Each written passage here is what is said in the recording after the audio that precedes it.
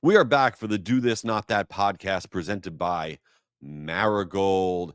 And normally I rattle off some stats and some tips, and you try to put those in your marketing campaigns. You see how they do. Today, I want to share something a little bit different. I wanted to talk about imposter syndrome because it's driving me bananas. Listen, nobody has a clue. I don't have a clue. And what's going on out there is two things. Number one, you're being held back in your business, in your career, because maybe you think that you are not a fraud, but kind of a fraud, that you don't know enough about the thing that you want to try. Okay. That you're just getting going in this thing. And who am I to even try to do this? Because I don't know how to do it. Right. Or you're getting advice from people that are saying, oh, no, no, don't do that. Do this instead. And they've never actually done it themselves, or they did it 45 million years ago. Right. So it's creating this imposter syndrome for you. And I want to tell you that nobody knows what's going on. I want to give you some specifics about how to deal with that. But when I say nobody knows, okay, Elon Musk doesn't know what he's talking about. He's making up everything. The guy who started ChatGPT doesn't know what he's talking about. The biggest business people in the world, I'm not saying anything negative about them. It's not about them specifically, it's about all of us. Nobody knows what they're talking about. We're trying stuff out. And if it works, great. We're going to double down. If it doesn't work, okay, we're going to pivot.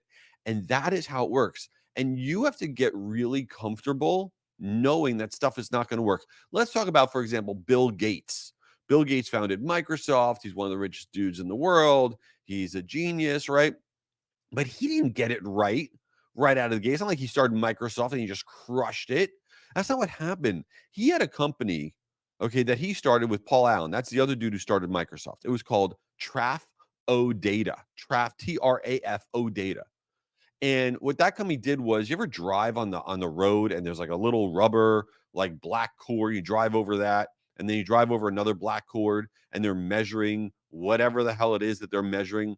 Well, he did, and Paul Allen did, and they're like, wow, we could build a whole company around that data, and it was going to be called Traf O Data, and it was an epic failure. Okay, but coming out of that, they're like, oh, that's why this didn't work. Let's try this thing with Microsoft, and that's how that started. But even Bill Gates, I'm not focused on Bill Gates, but it's a great example of, you don't just listen to everybody because they're saying stuff. I watched this interview with Bill Gates from 2004, and they were talking about email marketing and email in 2004. And Bill Gates said, this is in 2004, that 2 years from now, so he was saying in 2006, spam would be solved. He didn't know. He just said, I think this is what's going to happen. And everyone's like, oh, he's Bill Gates. He must know. And that's like anybody in your life. Anybody that's like, oh, they must know. They know what they're talking about. It's not true. How about Steve Ballmer? Okay, that's the dude who ran Microsoft forever. In 2007, okay, I was watching some other interview with him.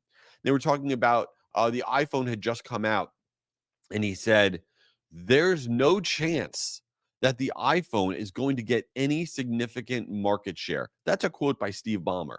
Okay, why? Because they had their phone. It was called Zune or something like that. And they thought they were going to beat the iPhone. Nobody knows what they're talking about. And it's actually really important to understand that, because what do we all do? We go into this trap of negative self talk. I talk to people all the time. I tell them, don't do that.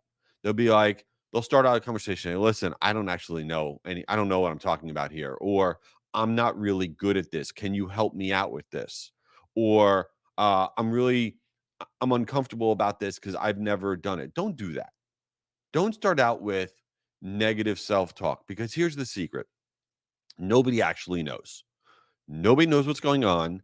And if you have negative self talk, number one, that seeps into your body. And then all of a sudden, you really think that you can't do it. And that's how the imposter syndrome stuff happens. And then the people around you have no confidence in you. Okay. You got to try stuff. That's the way it works. When you actually try to do anything, I've never put on a webinar. Do it. Here's what's going to happen after you do that webinar. It's not going to go perfectly. And you're like, wow, the next time I do a webinar, I'm going to do this instead. You're going to have the experience. How about you run a LinkedIn ad? It is very complicated for some reason to run a LinkedIn ad. You've never done it. Okay. Don't get advice from 75 different people that have never done it before. Spend $50, run that LinkedIn ad, and then it's not going to go well. But the next time you run that LinkedIn ad, you're going to do better because you're going to know what to do. Maybe you never sold a digital course before, but you really want to be like, I'm not up to that. I'm not ready for that. I don't know how to do that. I'm not like all these other people that are crushing it with that, but you do it. Okay. And it goes horribly wrong, but then you do it again. And guess what? It goes better. How about Milton Hershey? Okay, Milton Hershey, the dude who started, the Hershey company, every candy that we eat. That guy opened up a candy store. And if somebody told you that Milton Hershey opened up a candy store, you're like, well, he must have crushed it because he knows what he's doing. He spent 6 years running this really bad candy store and it went out of business. Okay, it was not a success. He had credit issues. He had all these issues for 6 years. He tried to do this thing. And then what happened? He figured out stuff. And then he started the Hershey company. And that's what happens. And so it's like my own business. I look back on the first Guru conference that we did. That's one of our large email marketing virtual events that we do, and we did a few years back. The first one, it's so cringe to me. I look at it, I'm like, oh my god, I can't believe we did these things. They were so bad. It was horrible. But then the ones I did after that got better because I learned all this stuff. Now, here's the stuff I can't stand as it relates to imposter syndrome and trying to overcome it. What do we all do? We go to people and we try to get advice. Say, okay, I'm thinking about doing this. And you go to somebody that you think is smart and you say, what do you think about this? Okay. And they'll give you advice. I do not like getting advice from people that have not actually done the thing, whatever it is, and they haven't done it in some sort of relatively a time period that is in the last few years. I don't want advice from 20 years ago. Okay. And I don't want advice from anybody who hasn't actually done it. And the only advice I really like is very, very specific advice. Somebody, oh, I want to put on a virtual conference. Oh, don't do that. Those aren't good. That is not specific advice. That is garbage advice. And so, like, for example, I got this advice about one of our upcoming events. I was talking to different people and I said, well, here's the agenda for our event. There's a big virtual conference. What do you think? And they said, no, what you need to do on your agenda, you need to give everybody a lunch break where everything pauses for an hour because people need to have lunch and then they'll come back. And I was like, oh, okay. So this person, though, had never put on a virtual conference at all before. They just know they like to eat lunch.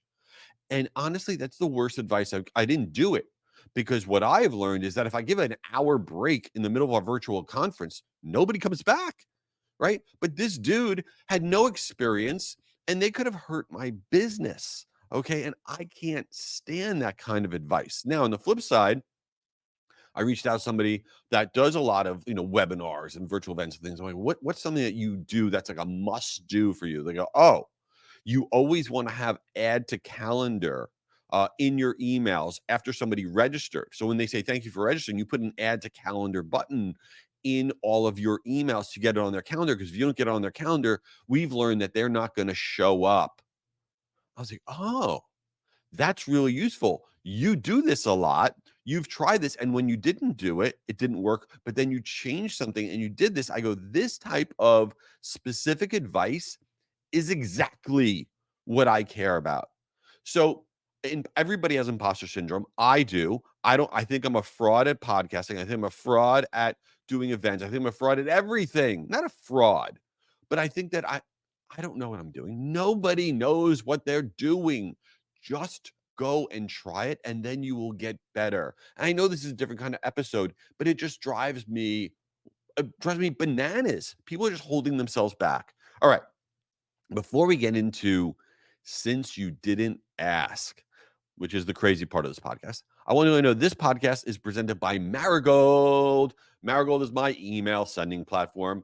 I feel it through the radio, however you're listening to this on your earphones.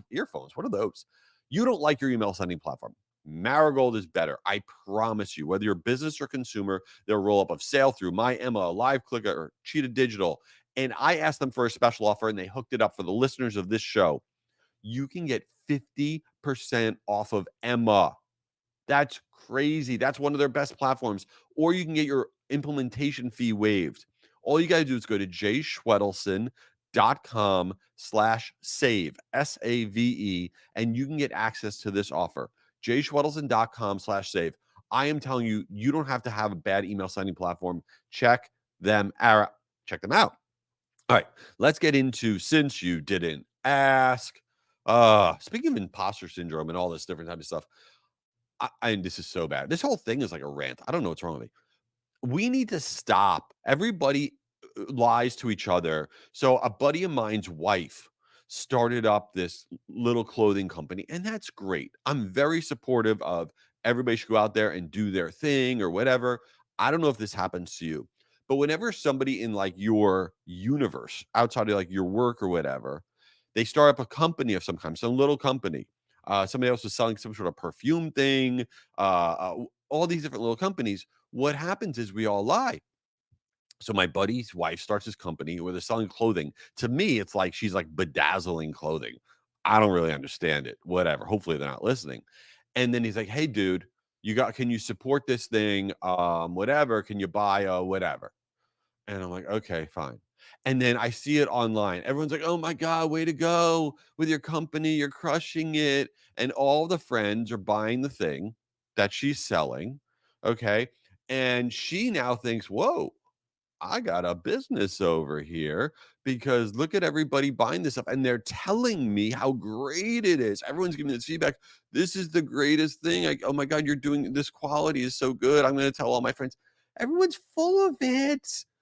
All the friends are just buying the thing because they feel guilty, right? Like, I gotta buy the thing because she started it and he's my buddy. And what am I gonna do? And of course, I'm gonna say it's great. What am I gonna do? Say it's garbage?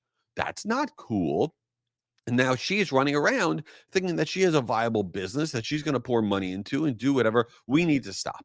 We need to be honest, okay? Because uh, um, I don't think we should just instantly just buy this stuff and tell everybody it's great. What are we doing? I know that that's wrong. I know I'm a bad person. I know all of these things, but it's just like we're creating this fake stuff. Stop. Who needs stuff bedazzled anyway? We got to stop bedazzling. I don't understand. You have a shirt and then you put up thingamabobs that look a little shiny, and now you charge more. It looks terrible. It just looks terrible. Enough with bedazzling. Anyway, I don't know what I'm talking about. Please leave this thing a review if it's at all useful. Hit me up. Drop me a message at jayschwedelson.com. Let me know what you're thinking about the show. Let's partner. Let's do stuff. You are awesome. Don't bedazzle anything later.